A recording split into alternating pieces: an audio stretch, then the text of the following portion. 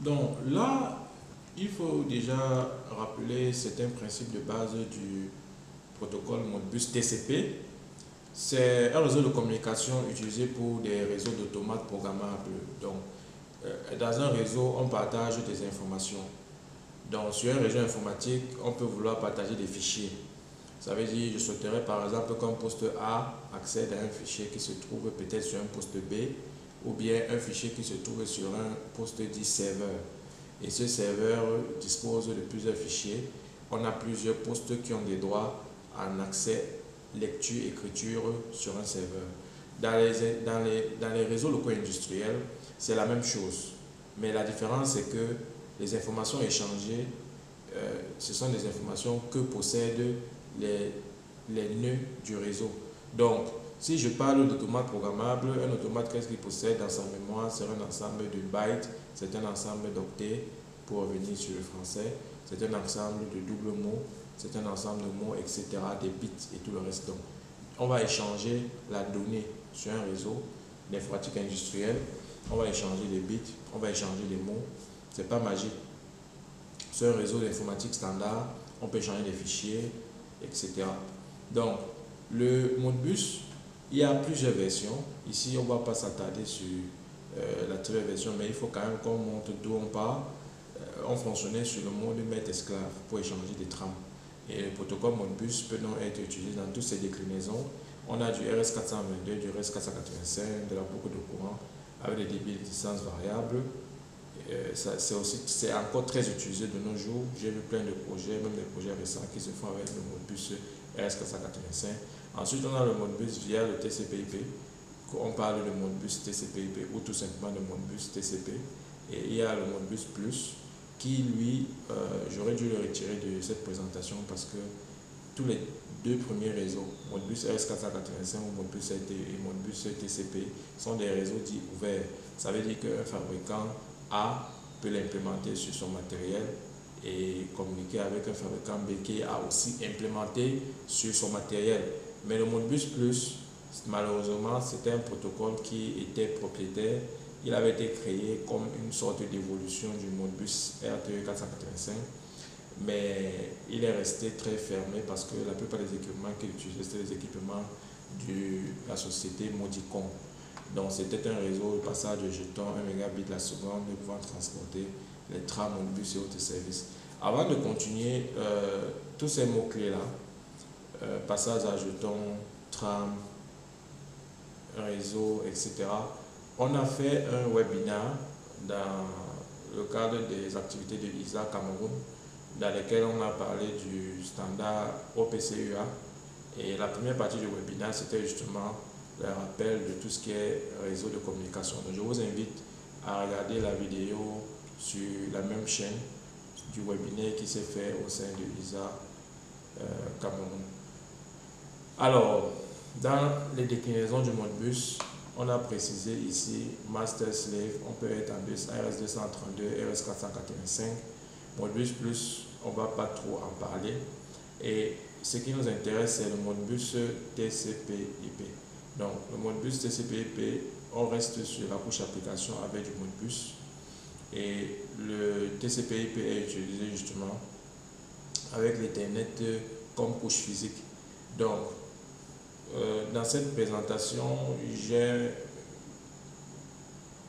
une information comme quoi Modbus TCP serait le protocole Ethernet industriel le plus utilisé au monde. Bon, parmi les protocoles les plus utilisés, je ne peux pas donner un classement exact parce que je n'ai pas de base de données, mais c'est un protocole qui est très utilisé, très ouvert. Donc, dans le Modbus TCP, on a une architecture TCP, on a des switches, etc.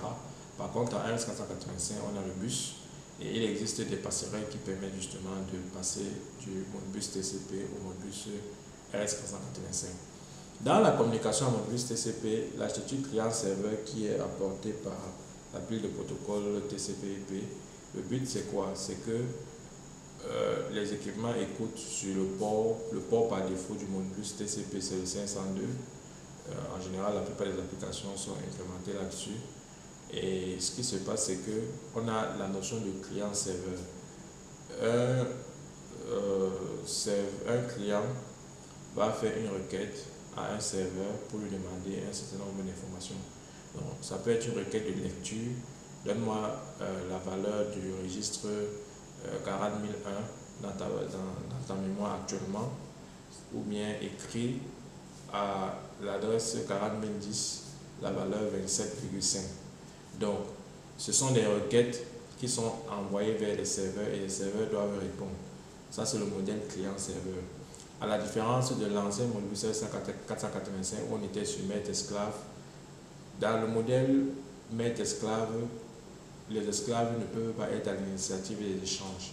Seul le maître peut initier un échange et le rôle de l'esclave, c'est uniquement de répondre au maître.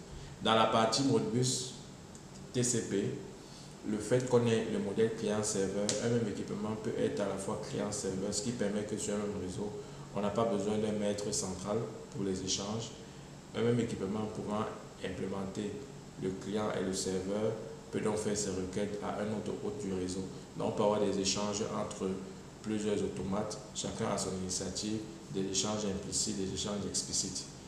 Donc, le module client conçoit une requête sur la base d'informations transmises par l'application. L'application ici sur le protocole applicatif, c'est au niveau de la couche 7 du modèle OSI. Toutes ces informations modélisées, etc. Je vous renvoie sur la vidéo qui a été faite sur l'OPCUA où ça a été très bien expliqué dans les détails. Donc, le serveur est quant à lui chargé de recevoir des requêtes et de mettre en œuvre les actions. Il peut lire et écrire. On précise que dans le cadre d'un réseau informatique industrielle, communication inter-API, API variateur de vitesse, etc., superviseur API, ces informations qu'on échange, c'est des bits, c'est des mots, on peut les lire, on peut les écrire, c'est tout. On n'a pas de fichiers, ça sur ces réseaux d'applications, sur ces réseaux locaux industriels, voilà la partie centrale. Donc, dans la trame, on a comment est-ce que ça se construit. On a ce qu'on appelle le protocole data unit qui est initié au niveau de la couche 7 qui va donc donner un code fonction en fonction de la requête qu'on veut faire. Est-ce qu'on veut lire un bit? Est-ce qu'on veut lire n bits? Est-ce qu'on veut écrire un bit? Est-ce qu'on veut écrire n bits? Est-ce qu'on veut lire n mots? Etc. Chaque fonction est identifiée par un code et la data ici, c'est l'adresse du registre dans lequel on souhaiterait soit lire, soit écrire. C'est très simple. Ensuite, il y a le unit ID qui se rajoute pour pouvoir différencier justement plusieurs esclaves émulés par un seul équipement. Ensuite, on a le len field, le protocol identifier et le transaction identifier. Donc voilà comment l'application data unit va vous donner le function code, le data, ça va être rangé là. Et puis vous avez les autres informations par rapport aux échanges. Donc ces informations sont conformes à la pile de protocole TCP. Alors, la longueur, c'est le nombre de bits, nombre de bytes, ça veut dire que je peux lire 2, 3, 4, 5, 6 bytes, etc. Le protocole identifier, c'est 0 pour le Modbus. La transaction identifier, c'est l'identification de la requête, etc.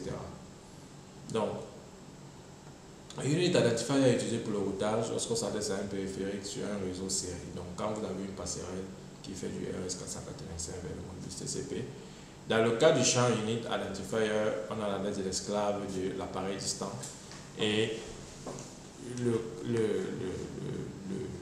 unit identifier inutile, la valeur 0xff doit être utilisée. Donc, tout ça, c'est un peu transparent pour l'utilisateur qui va les implémenter.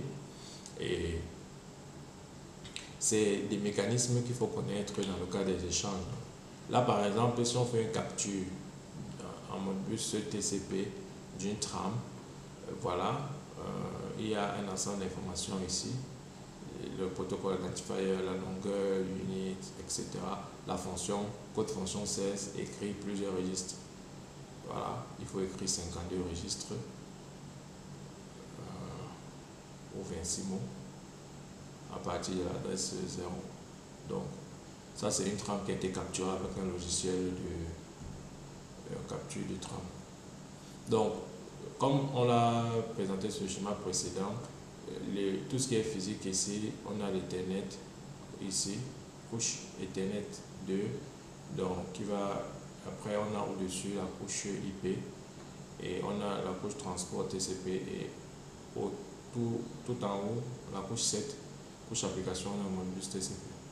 À chaque fois, donc depuis la couche application, on a le Modbus avec le code fonction et des informations se rajoutent.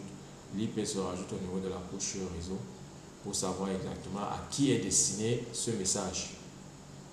Ça, c'est un ensemble de codes fonctions sur un vieil automate. C'est le TS37 qui est obsolète. Bon, on l'a rajouté juste dans la documentation, vous voyez. On avait plusieurs codes fonctions et au niveau du code fonction, on avait la lecture de n bits consécutifs, un bit de sortie, l'écriture de un bit de sortie, un mot de sortie, etc. Donc, dans les points faibles, points forts, en Modbus TCP, le même équipement peut être à la fois client-serveur, ce qui enlève la limitation du Modbus RTU, non l'a précisé, dans lequel le réseau ne disposait que d'un seul maître qui était à l'initiative des requêtes. Le protocole en lui-même dispose de peu de fonctionnalités relatives à la sécurité. Par exemple, l'authentification des participants de la communication, ce n'est pas possible en Modbus TCP. Donc, il y a des adresses IP, c'est vrai, mais je peux très bien prendre n'importe quel équipement, lui assigner une adresse IP. Ça ne veut pas dire que forcément je suis en train de communiquer avec le bon API. Ensuite, l'Ethernet apporte au Modbus TCP un débit correct pour la plupart des applications, ce qui n'était pas le cas dans le Modbus RTU, puisqu'on avait des liaisons séries qui étaient limitées à des distances assez... En fait, sur les liaisons séries, on visait plutôt la distance, mais le débit était limité, le débit était faible. On avait 19200 bits la seconde, etc. En Modbus TCP, on peut toucher au gigabit dans certaines applications. On peut toucher à 100 mégabits la seconde, etc. Le Modbus TCP n'est pas optimisé, donc les variables lues dans les requêtes sont relues à chaque fois que la requête est exécutée, même quand il n'y a pas eu de changement de valeur. Et les données lues ne sont pas horodatées à la source. Voilà ce qu'on peut dire globalement sur Modbus TCP. Donc ce qu'on va faire là maintenant, c'est regarder dans la mise en œuvre au niveau des automates Siemens, en l'occurrence le S7900. Qu'est-ce qui peut être fait? Comment est-ce que c'est programmé? Quelles sont les informations qu'il faut fournir? Et vérifier par nous-mêmes que l'implémentation est possible et est fonctionnelle. Là, on va regarder rapidement les simulateurs. On va regarder le simulateur Modbus. Ici, on a le programme d'un automate. On va regarder qu'est-ce qui a été prévu à l'intérieur. Donc, je suis connecté là sur un automate. On va aussi faire un test de connectivité. On va utiliser la commande ping. Donc, l'adresse IP de mon automate aujourd'hui, si je viens dans Device Configuration, la version TR portail est en anglais. Mais bon, après, les menus ne sont pas très différents entre l'anglais et le français. Donc, sur mon PLC actuellement, je suis en 192.168.0.1. Alors, je vais faire un ping du 192.168.0.1 et mon automate répond. Première requête, elle a répondu après 4 millisecondes, deuxième 2 millisecondes, etc. On fait 2, 2, 2, 2, 2. OK. Donc là, j'ai l'automate qui répond bien. Ça veut dire que j'ai une communication entre... J'ai un lien réseau qui est fonctionnel entre l'automate et mon PC. Donc, on revient sur le programme. On va venir dans l'OB1. On va regarder. Actuellement, qu'est-ce qu'on a implémenté? Donc, le bloc ici, c'est le MB Server. Donc, on a le MB Server qui est implémenté. Et l'idée, donc, c'est de regarder dans le registre ici.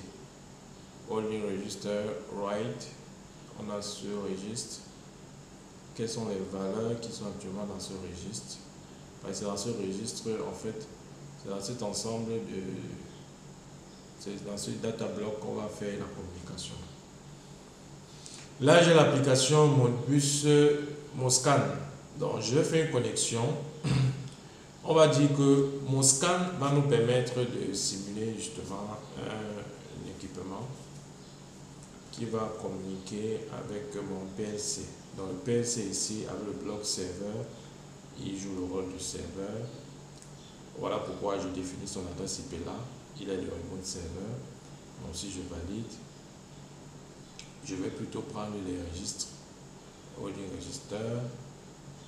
Là, si on dit qu'on va mettre la valeur de 15, on va revenir dans notre holding register. Vous voyez, le premier registre ici, il est à 15. Donc, si je prends le registre 40004, je lui donne la valeur de 223. Je valide. Voilà. Donc, j'ai mis pour qu'on ait la fenêtre ici. Le registre suivant, je lui donne la valeur de 541. Vous voyez, il a mis à jour. Donc, j'ai une communication qui se passe entre ce client qui fait ses requêtes et mon PLC est actuellement en train de jouer le rôle du serveur. Donc, ce Moscag en fait me simule un client Modbus TCP. De la même manière, hein, si je change ici à l'intérieur du PLC, je lui dis prends la valeur 7. Je vais revenir sur mon scan, vous voyez, il est à 7 parce qu'il interroge. Donc, il interroge, il lit et il peut aussi écrire. Donc, je peux dire tu as le 7, passe à 11. Là, il passe à 11. Bon, comment est-ce qu'on fait sur un automat Siemens avec le logiciel TA Portail pour arriver à ce résultat? Donc, c'est pas magique. On va juste se concentrer sur le réseau 1. Le réseau 1, c'est justement l'instruction qui permet sur un port Ethernet du CPU Siemens, en l'occurrence la gamme S7900. La même instruction est valable sur le S7500.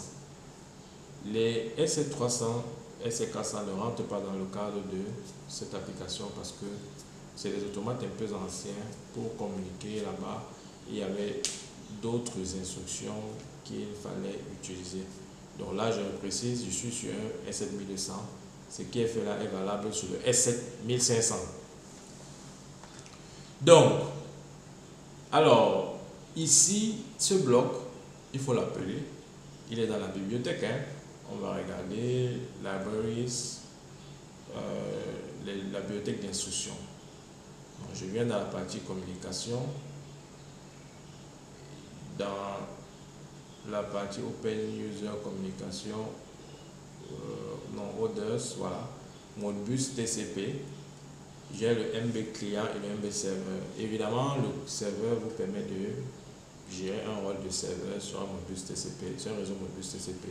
Et le client vous permettra de gérer un rôle de client sur un réseau Modbus TCP.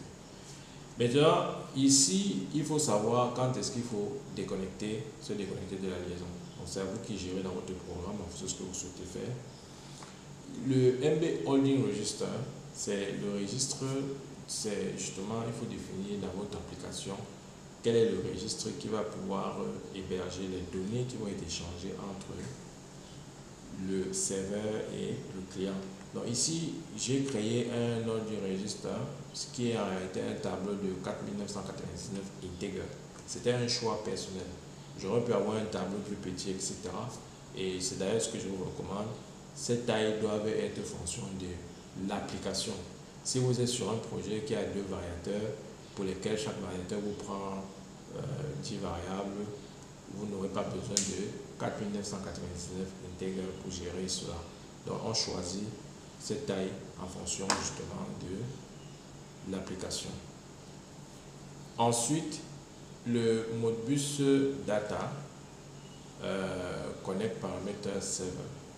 Ça, on va vous montrer le Data Block 3 ici. Je vais l'ouvrir. Donc, c'est un DB qui a été défini, dans lequel on a des infos sur le Connect paramètre, il faut spécifier l'interface ID, c'est-à-dire la carte, la référence du port Internet sur lequel on va travailler. Comment on fait pour avoir, actuellement je suis à 64, comment je fais pour avoir cette valeur? Dans les PLC tags, je clique sur Show All Tags. Et ici, je viens sur System Constance et vous allez voir Local Interface Profinet 1. C'est le 64. Donc, c'est la raison pour laquelle ici j'ai 64. Là, il dit la connexion type. On vous dit si vous êtes en UDP, vous devez avoir le 19, TCP/IP 11, j'ai mis 11. Maintenant, l'adresse, ici, il faut spécifier une adresse si vous avez justement l'intention de communiquer avec un client spécifique. Si vous figez une adresse là, la communication ne pourra s'établir que pour ce client. Quand vous laissez 0000, donc si j'avais par exemple décidé de communiquer avec le 192.168.0.2, j'aurais renseigné ici 192, le deuxième 168, etc. Le port sur lequel on communique sur 502 et il faut effectivement le préciser.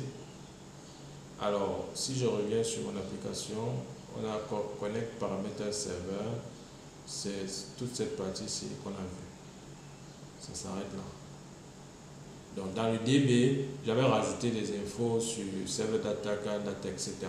C'était parce que justement, dans ce projet, on faisait les deux, la manip sur le serveur et le client. Donc, voilà globalement ce qu'on peut dire sur... Et dans l'exécution, ici, vous voyez, j'ai le statut là qui évolue entre 7006 et 7005. Si je fais un F1, on va regarder ce que signifie le 7006. Donc là, présentement, j'ai le 7006. On va regarder le status. Data is being received. 7005, data is being sent. Voilà. Donc, j'espère que cette vidéo vous a plu, que vous avez pu regarder en détail ce que c'est que le Modbus TCP, l'implémentation Siemens. On a juste besoin de bons DB, on a besoin de ce bloc. Donc, je vais mettre une copie PDF de ce projet sur notre serveur. Je précise qu'il y a des documents pour certains sujets sur le site internet parce que YouTube, c'est pas, on ne peut pas mettre des documents directement sur YouTube.